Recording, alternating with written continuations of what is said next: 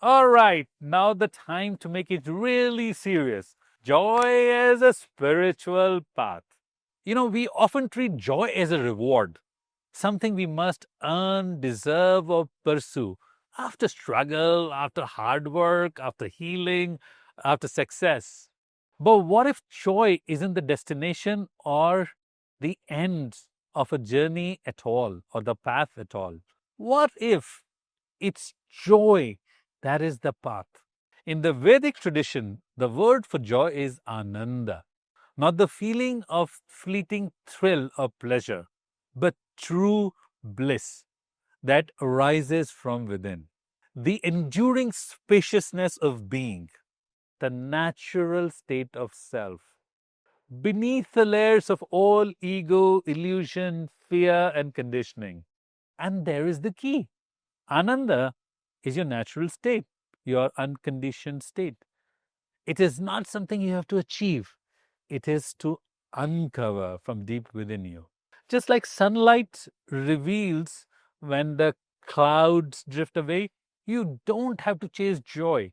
You are joy, remembering itself.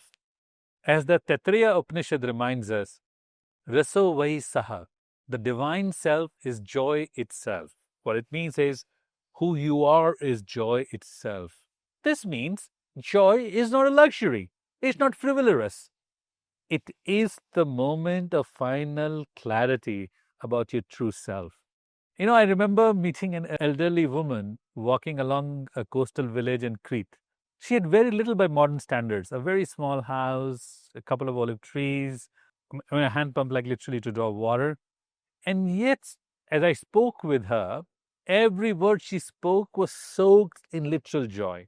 And when I asked her how she remained so happy, she smiled and said, "Because I wake up and thank the sky. And then I read the words." I said, wow, she has found joy in thanking the sky and feeding her birds. Her life wasn't easy, but it was aligned with her inner peace and joy. Joy, she showed me, comes not from acquisition, but from a sense of alignment in a balance. It's not about controlling life, it's about being coherent with it. By the way, many spiritual traditions point us here. The Sufis dance, you may have seen them twirling. The Zen monks laugh. The Indian mystics sing. They weren't escaping life by doing all this, they are entering into it more fully. Joy arises when we stop resisting life, everything about it, and we begin to touch the truth of it. And you know what? Modern neuroscience agrees. Joy engages the regions of the brain that are linked to coherence, safety, and presence, like the prefrontal cortex and the vagus nerve. It regulates stress, boosts immunity, and enhances neuroplasticity. Your HRV, the heart rate variability, increases with joy, and your cortisol, your stress hormone, decreases inflammation and therefore all chronic conditions. So basically, when our body, brain, and emotions are in coherence, we are just not feeling better. We are actually, as a whole system, functioning better. In fact, joy isn't just something we feel, it's something we train. With each moment of laughter, presence, and even awe. And brain regions linked to empathy, memory, and awareness immediately deepen in activity. So we are literally rewiring the nervous system to trust in life again. That being said, more than science, joy is what allows us to survive the illusionary world around ourselves. Without it, our spirituality becomes like an armor, like a shielding, like an escape. With it, our innate humanness becomes alive, the imperfect humanness, so to speak. As Sri Ramakrishna Paramahamsa once said, the winds of grace are always blowing, but you must raise the sail to catch the wind. Let joy be that sail. Grace is always present. So here's a small practice I'd recommend to you. At some point today, just stop for 60 seconds. Smile gently, not performing for a camera, and just feel breathe, be. I promise you, you will realize joy was never far. You don't have to struggle for it, you don't have to earn it. You are joy remembering itself. Joy softens the path. It makes presence feel playful. It makes depth of being feel alive. It gives spiritual path a pulse. Because joy doesn't come from having everything figured out.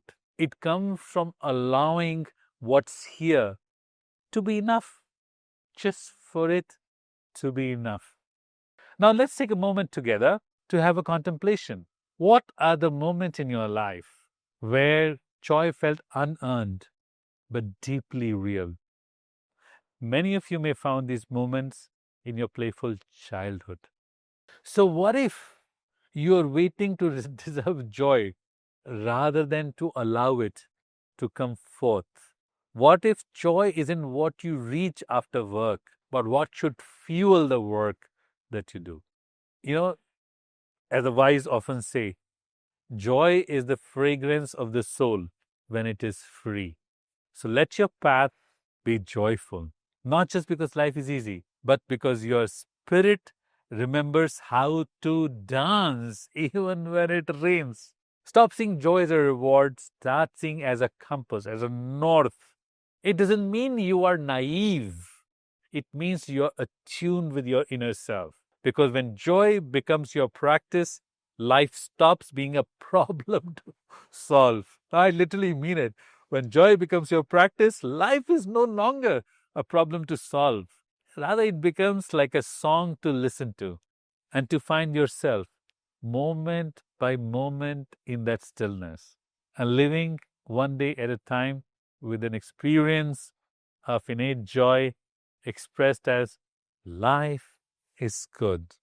I am so blessed and I'm grateful to life. That is my invitation to all of you. Choose cultivation of your joy as your innate spiritual purpose, and you will find this abiding of life is good.